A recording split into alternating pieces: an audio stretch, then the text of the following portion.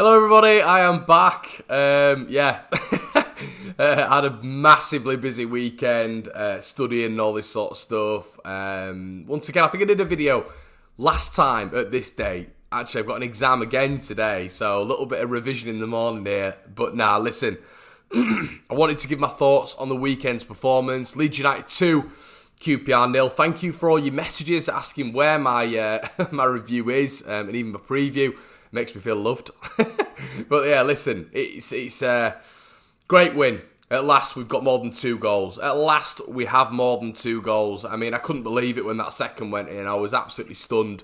But listen, deserved it once again. Another game where we should have had more goals, and we didn't have those goals because we didn't finish our chances. But I thought we were really good. I thought it was one of the performances of the season. I thought we were excellent. Listen, if you want to remember one thing in life when you're referring to football, attacks win you games, but defences win you championships.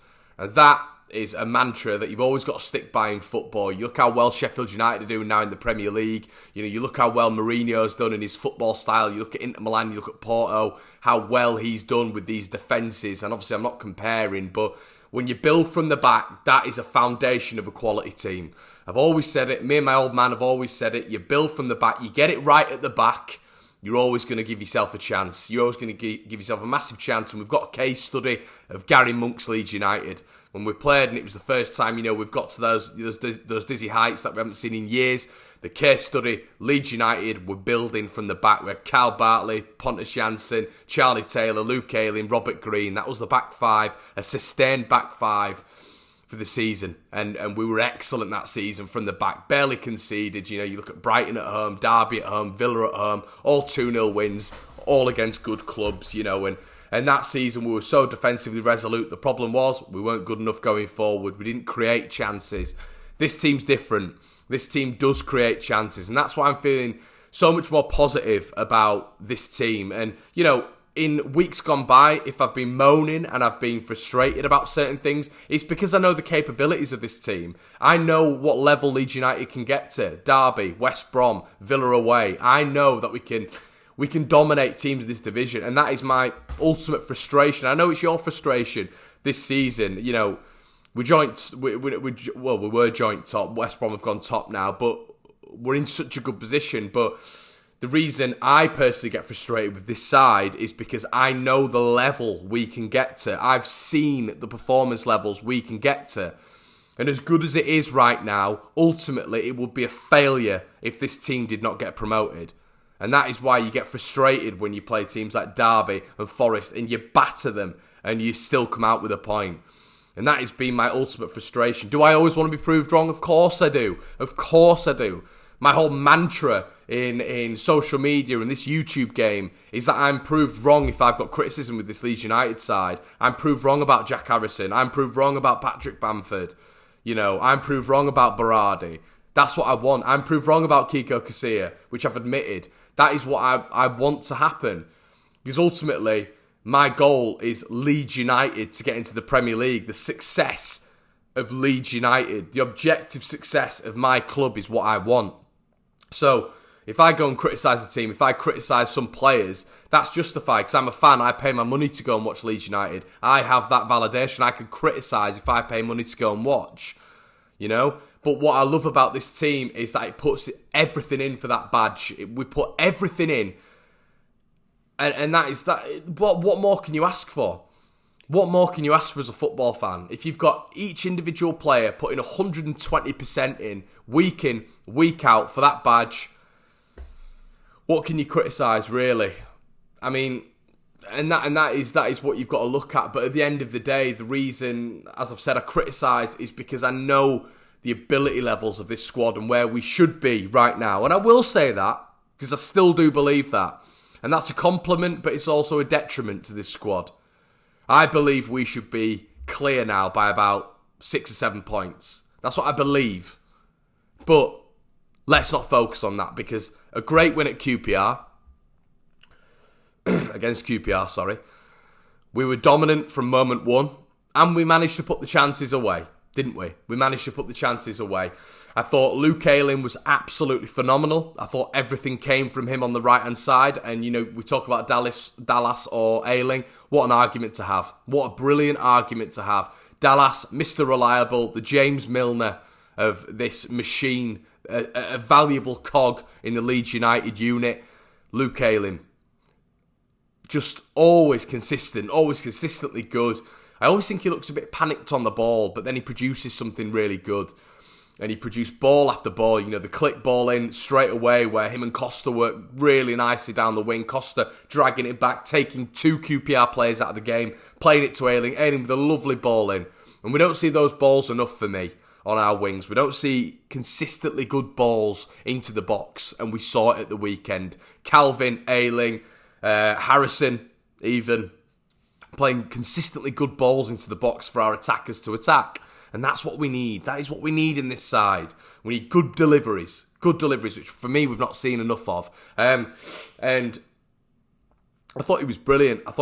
Him and White, obviously White on the right-hand side of that centre-back partnership, just partnering really, really well. If QPR were ever pressing, it'd be little triangles with him, Calvin, and Ayling, and they just passed the way out. Naki Wells and Hugel if they were applying the pressure, and that's what it's got to be. If opposition teams are applying the pressure, your passing's got to be perfect. It's got to be sharp. It's got to be pristine because you can't make a mistake. If Naki Wells is pressing Liam Cooper's ball to Stuart Dallas's ball to Click has to be measured and perfect. They need to know where they are passing the ball before the ball gets them because of the press from the opposition team. And there's been times this season where I think we've been caught out in those positions because we've been a bit lacklustre on the ball, a little bit lazy, and we've not really known where we're going. We've got our little triangle, but then where's the next ball? Where's the fourth ball? Oh right, it's Ayling. Oh right, it's a ball into Bamford's feet. And I thought that was excellent at the weekend. We sort of developed our passing play. We were able to think a little bit more before we passed, and when we do that, when we think ahead, we become unplayable, really, because the balls are just so accurate and sharp, and teams can't deal with it. And you saw at the weekend when Hugel and Wells barely got a sniff, really. I thought Calvin, great job. Calvin did a great job, didn't lose the ball. His pass percentages were through the roof, which is what I like to see, especially with what I was just talking about developing the pass, when we can, be a bit innovative, when we can think of other things, when we don't have to always go back to Kika or Ben White. We can turn out on our back foot and we can look forward. That's something which I think we've been lacking as well. But listen, brilliant performance from Calvin. Thought he was turning out. He'll put a lovely ball over the top at one time for Roberts where he should have scored. Click. Still not 100% convinced on Click this season. Still don't think he's reached the dizzy heights that we've seen of him. But, he had that early chance where he was in acres of space. Should have done better. It was always going to be a tough chance, but he could have taken that down. That's just been a little bit aware of your surroundings, taking the ball down, having a quick look over your shoulder, pinging it in the bottom corner. But, just having a bit of awareness of what's around you and having a bit of composure, and I think that is still lacking with this Leeds United side. A little bit of calmness and composure, but it did improve in this game, 100%. I thought... Dallas on the other side was brilliant again. I just feel a lot more assured when he is there. You can go on about your stats on Alioski and all this sort of stuff. I much prefer Leif Davis there, if I was being brutally honest. Out of anyone in the entire squad, I think Davis has been excellent. Obviously made his debut away at Villa last year, where he had El Ghazi running at him, and he did an excellent job there as well. I think Leif Davis he's got the potential to start. I also think Robbie Gotts has, but we've got the sort of the right hand side sorted out. The left hand side, I think assurances, quality on the ball, effectiveness in the final third. I think this is where you've got to start. I'd love to start Leif Davis. I really would. I think he's 10 times the player Alioski is, and I'm not having this. Oh, he scored 2 goals in the past 6-7 matches. I'm talking about efficiency. I'm talking about Leif Davis's ability to get forward, cause the right back problems. I'm talking about his passing percentages, which is through the roof. If you look at Opta stats and Infogol, through the roof. Leif Davis, he never misplaces a pass. Alioski, yes, has his heart on his sleeve, but for me, not good enough. He's a substitute for me.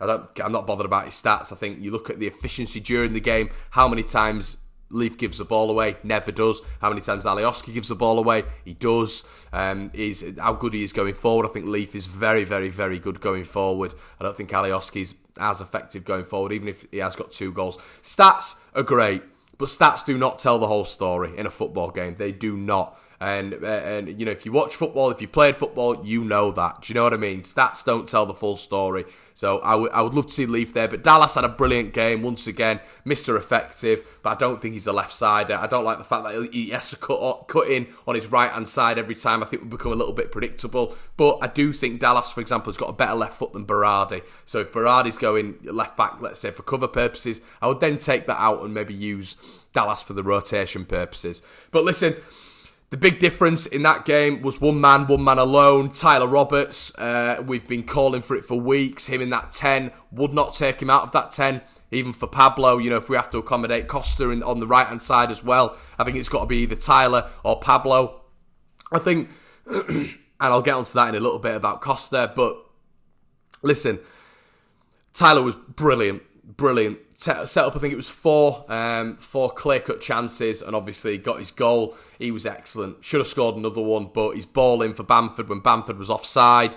You know, his loop shot over the bar with his left foot, his excellent finish. I thought he was absolutely superb, and he's so slick. He's such a good, cool, calm, collected customer, and he's someone who we can rely on in that 10 role. I loved the connection between Ben White and Roberts. Ben White feeds the ball in continuously to the player in the number 10, but we've just not had that effectiveness to be able to get in on the back foot. Click, unfortunately, when Ben White's been passing the ball to him, has just got it on his front foot and gone backwards. He's gone backwards, which shows a bit of a lack of confidence with Click at this moment in time. But Roberts, as soon as that ball's played in, on his back foot, turning, going straight at the defenders. And listen, he's an excellent player, Tyler Roberts. He's only 19, 20 years old.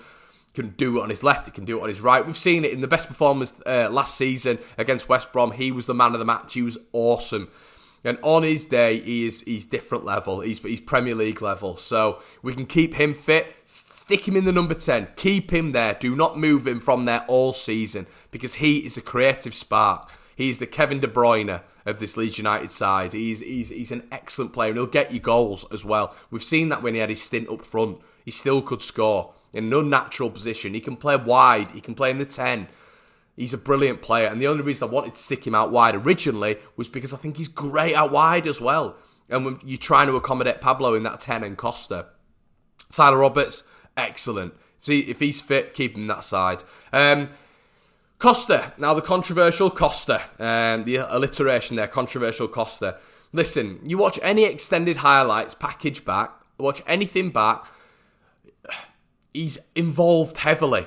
He floats inside from his, he's obviously his favoured left foot. He plays on the right. He always comes inside into that 10 and creates space. He reverse passes it to whoever's on that right-hand side. He passes it straight to Harrison as well, or the left back. He's got the ability to when he floats in, he can dictate it. He can either go left, he can go right with the reverse pass, go straight to Bamford. And there's always 2 or 3 men on him. He occupies so many players because he's got this reputation. Is he going to get to the dizzy heights of Wolves where he's scoring 15, 16 goals? No.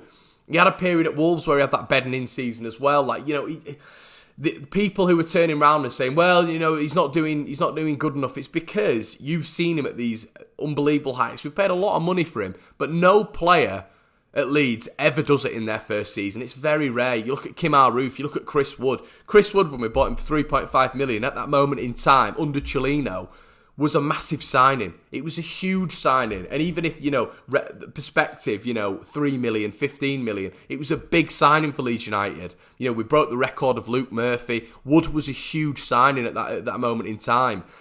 And Wood didn't do it. You know, that famous one when he did that, when he scored that goal against Fulham. And from then on, it was hunky-dory. Costa's been good these last 4 or 5 games. He's been good. He's effective. He's always involved with everything Leeds do. As I say, the moment in the first half where he got past 2 players and played Ayling in, played the ball over and clicked, you know, unfortunately over. Previous matches, you know, when Roberts went down for his penalty, Costa was involved in that. You know, the West Bromwich Albion goal when we beat him 1-0, he was involved in that. He's always involved. It's just people are obsessed with criticising him because he's not at this £15 million level. He'll get there. He's going to get there. There's no point taking someone out of that squad who has the ability to be the best player in the team. A lot of the players in that squad at this moment in time are playing at 8 out of 10, 9 out of 10, 10 out of 10. Costa is playing at 6 out of 10, and he's still, on other players, 8, 9 out of 10s. That's how good he is. He's an amazing footballer. He's technically gifted. He's just not at that level yet. He's had to acclimatise to a completely different system. He never gets the ball played over the top, which is what he's used to. The ball is always behind him. He's very unselfish as well at this moment in time, and you can see that has been drilled into him. There's a couple of times where he comes into the centre of the field, could have a shot on, never does, always passes it. Helder Costa at Wolves has a shot there. Now that has been drilled into him by Bielsa, 100%. I've watched Helder Costa for years, and he never does that. He always has a crack, but currently he's not doing that, and the reason behind that is because it's been trained into him to pass, move. Create space, find space, give the ball to the attacker, give the ball to the winger more importantly, on the opposite side if we can create more space. He's been indoctrinated into it, and you can see it, because what Helder Costa does, what his mantra is to go one-on-one, but he doesn't do that anymore. His game has been adapted. The ball he gets the ball on that right-hand side, and all he'll do is he'll pass it in field, pass it behind. You'll never see him turn and have a go at a player, but when he does, he causes problems all the time. Did it versus West Brom, did it versus Charlton when he was playing. He's always, when he takes a player one-on-one, they can't deal with him. They have to double up, which creates more space for Bamford, or he'll play it back. Costa is important in this team, and at this moment in time, for me, you don't change a winning team. I think Pablo stays on the bench. That's just my personal opinion. If we can bring him on, we can bring him on, fantastic, but that's what I would do anyway. Anyway, let's move on. Jack Harrison. Right, okay. I've wanted Jack Harrison to be more effective for weeks now. You guys have seen it. A lot of you don't agree. You go on the stats, which is okay, fair enough, I understand that. My point back to that is the fact that he gets the ball more than any other player on the team during a game. Leeds play down the left-hand side more than the right-hand side. That's obvious when you're watching a game. He receives the ball more than anybody else. For me, in previous weeks, he's played 50 games for Leeds United now. I think he's got himself in 50 games. I think I saw a stat the other day where he's got it's 8 assists now. Which is okay. He's bringing his averages back up. But I personally think during a game he needs to be more effective. And that's my opinion. I think he needs to be more effective during a game. A lot of people turn around and say, well, he's got 5 assists, he's got blah, blah, blah, blah, blah. Okay, but with the amount of times he gets the ball, with the amount of shots we have, with how effective we should be in the final third, if you're looking at Leeds with an average of 20 shots per game, let's say, Harrison's got to be doing better with the assists, with the chipping in with goals. Now, at this moment in time, he's going through a purple patch, which is amazing. If he can keep that up for the season, I'm a happy bunny, and I am convinced. And at this moment in time, I'm giving him a pat on the back because he was really, really good against QPR. And I'm not giving him. I'm not being harsh with him at all. The reason I'm giving Helder Costa a little bit of slack is because it's his 4th, 5th game, and you can see it. You can see him. He's getting to that point now. For example, Harrison. It took him a long time to get involved, and a lot of fans were giving him, a lot of slack. But because Costa's cost 15 million, people are giving him a little bit more jip. So that's why I'm giving Costa a lot more slack, because he's had 5 games for Leeds United. It's not enough, and he's still performing well. Harrison, he's had a long, long time now. So these assists and these goals need to keep happening. If they do, I will be convinced. Fair play, Jack Harrison. Excellent performance at the weekend. Great goal. Let's move on. Patrick Bamford. You've never had a fan base more loyal. Unbelievable. Kudos to Leeds United fans. Amount of Patrick Bamford chants, and that's why we're some of the best supporters in the country. It's absolutely insane. The guy's not got a goal in 10 games, and all you can hear is Patrick Bamford. It's insane. It is insane, and he was so unlucky with that offside goal. So unlucky. He wasn't offside. You're looking at a little bit of his hair, really, taking him offside. But listen. He's got to score. He's got to score that one where he's put through on goal. A lot of people say an excellent tackle. It was an excellent tackle. was a brilliant tackle. But it's on his left side. He's in acres of space. Left side, you put that round the goalkeeper. You put that round Lumley, who concedes goals consistently. You know, QPR always concede goals, you know. He's got to score. Got to score. And that's the confidence of the lad, you know. It's not there. You know, it's not there at all. And that's why you want Eddie in. Eddie, obviously with his abdominal injury, was a problem. But he's got to score, you know. And obviously the ball was played in. Lovely little floated ball over from Roberts again. Some class play there. Harrison gets in, does really, really well. Plays the ball across as well. Bamford again, he's got to get a touch on it. He's got to score. And yeah, I mean, we're going to create minimum, for me, Bamford's going to get 3 chances a game for the rest of the season. So for me, if you're getting 3 chances a game, you've got to be getting at least 2 on target and scoring at least 1. And he's not doing that at this moment in time. You know, I would genuinely say that, you know, in the past 10 matches, if you're averaging Leeds having 3 chances for Bamford per game, which he does have. Let's be right, he does have. You know, you look at probably the Wednesday game, maybe he had 2. Preston game, he definitely had 3 or 4. You know, law of averages, he's probably getting around 2 or 3. So if you look at that within 10 games, in his past 10 games, he's had probably 27 to 30 chances, you know. To not score any, it's not good enough. And it's not good enough. And as much as the support is amazing, he's got to start scoring. It's what he's paid 35 grand a week for. It's not good enough. Got to start scoring. And the support needs to continue. His confidence is at rock bottom. But, you know, that's what a striker's paid to do. His best season was at Middlesbrough, 19 goals. He's never hit that 20-goal mark. Is he going to hit that 20-goal mark this season? I don't think so. I don't think he's clinical enough. But, you know, he played all right at the weekend, but I'm getting a little bit sick of the argument of he works hard. I think we can get 15 strikers in this division who work hard, do you know what I mean, and do a job, you know, win free kicks, hold the ball up. I think there are strikers out there who can do that. I think Eddie would be able to do that. It was so unfortunate at the weekend, because I think he'd have bagged at the weekend because they were so shocking in defence and slow. Definitely would have scored. I'm certain of it, especially if he had those Bamford chances. So that was a shame, but let's hope he can get off the mark against Blackburn. But, you know, that takes him then to 11 games if he doesn't without a goal. Yeah, and we've got to start, you know, looking at alternatives for me. But excellent performance, great win. I hope you've enjoyed it, guys. It's been a bit of a ramble on, but I wanted to talk about everything that was in my thought process about the weekend, about Leeds in general, about the players, about my decisions as well. Me and Joe, and I believe Oscar, heading on Talking Shut tonight. It starts at 6 o'clock, I believe. So we're heading over to Talking Shut tonight. Make sure you tune in for that one. I'll see you there.